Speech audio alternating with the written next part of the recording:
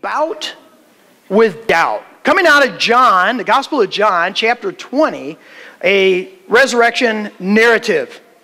Now Thomas, called Didymus, one of the 12, he was not with the disciples when Jesus came. When the other disciples told him that they had seen the Lord, he declared, "Unless I see the nail marks in his hands, put my fingers where his nails were, and put my hand into his side, I will not believe it."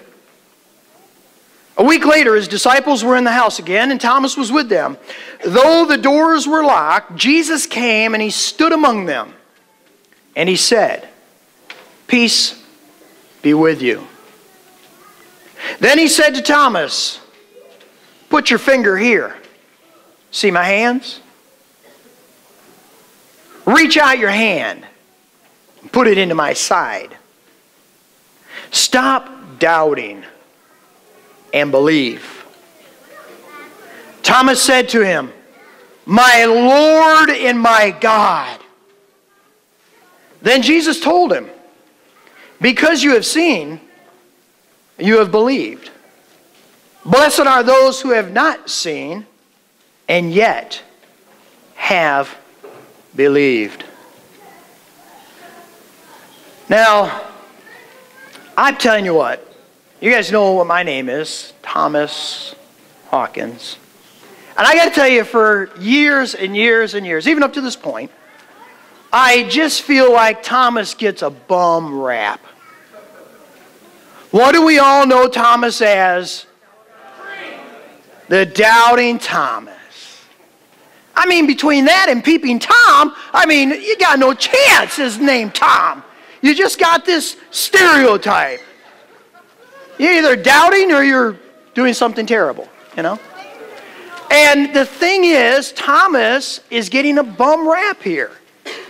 Is he the only one who had uncertainty? Is he the only one who doubted? Is he the only one who was struggling with believing that Jesus, whom they saw be crucified, died, and was put into a tomb, was now alive? Is he the only one who struggled with belief? No. I mean, matter of fact, I think all of them did at one time or another. John the Baptist, you remember John the Baptist? He doubted. He doubted when he was in prison before Herod had his head cut off. You remember that time? He'd been in prison, and here is the guy who baptized Jesus, who said, "Behold the Lamb of God, who takes away the sin of the world," who said, "I'm not worthy even to untie his sandals." When he was in prison for a while, he said to the disciples of Jesus, "Is he the one? Is he the one?" And Jesus said, "Go back and tell him. The blind see, the lame walk, the dead rise, the poor are set free." I think about all the other disciples. As a matter of fact, you can see back in the other gospel, in specifically Luke chapter 24, the women came back from the tomb and it was empty. And they went amongst the disciples and they said, "Jesus, he's not there. He is risen." And the disciples said, "We don't believe you. Matter of fact, your words sound like nonsense to us," according to the text.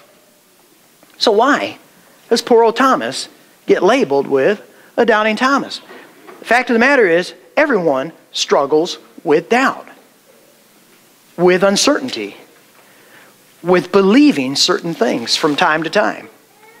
Matter of fact, if you want to, you can categorize Christians in basically one of three ways. Or not even Christians. I wouldn't call them Christians. I'm going to call them those who say they believe. Does that make sense? I want to clarify that. Those who claim to believe. All right? First level of believers are what I would call a casual believer. They're casual. As a matter of fact, if you went down the street and you said, "Hey, do you believe in Jesus Christ? Do you believe he was raised from the dead?" "Yeah, I do." But does their life match up with the idea that they're a believer in Jesus Christ? In no way, shape, or form does their life match what they say their belief is. Matter of fact, there was a study here, and these studies have gone on for ages. But one of the most recent one was by a missional group, research group. And the question was this: do you believe that Jesus was raised a physical death, raised from physical death to be alive again? Do you know over 75% of those polled said yes?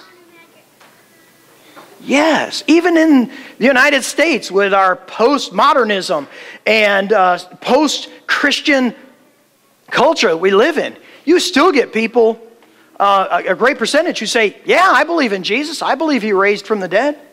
But do they live like it? In no way, shape, or form. So you got those casual believers. They just are believers in name, you know.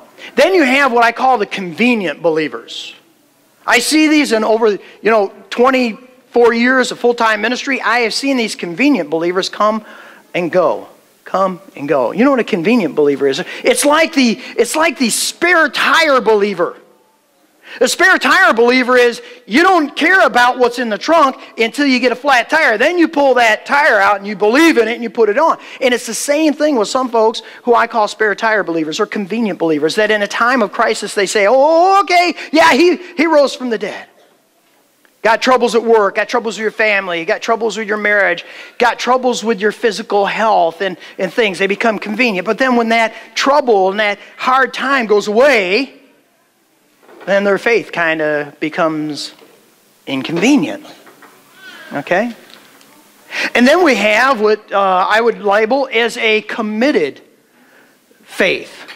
A committed faith. Oh, let me read a Bible verse for you with this convenient faith first. Because this goes all the way back to the time of Jesus, right? In John chapter 6 and verse 66.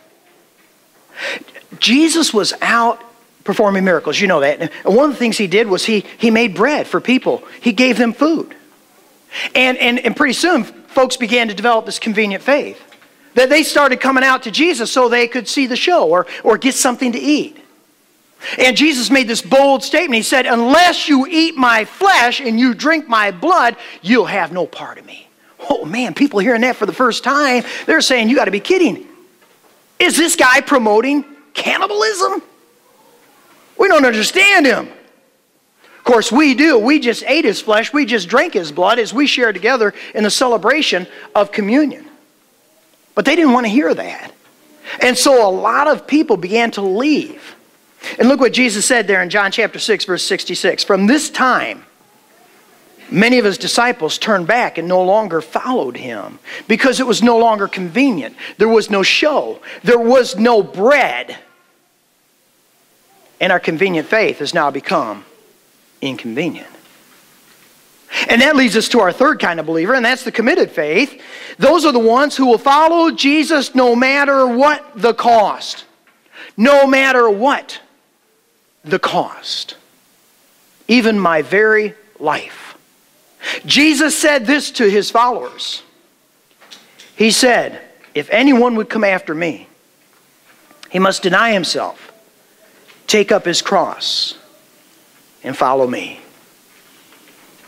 Those are the kind of believers that Jesus is looking for. Those are the kind of believers that He's calling us to be. Committed. In the book of Revelation, we have letters written to 7 separate churches. One of the churches is a church at a city called Smyrna. And Jesus made again this very strong declaration. That you believers there, that you are to be faithful to me, even to the point of death. Even to the point of dying. Did you know when this country, and before this country was founded, that people came to this country in droves, and they came to this country for a very specific reason. Almost every one of these people that originally came and established various cities in this country came because they believed God was calling them to come here. They came at great peril to their life in the journey. They came because they believed that we need to spread the word of Jesus Christ, His gospel, to those who have not heard it. Do you know that settlements such as Los Angeles, San Francisco, and various cities like that were these points of light where these Christians came in and they died sharing the gospel with various Indian groups? Do you realize that?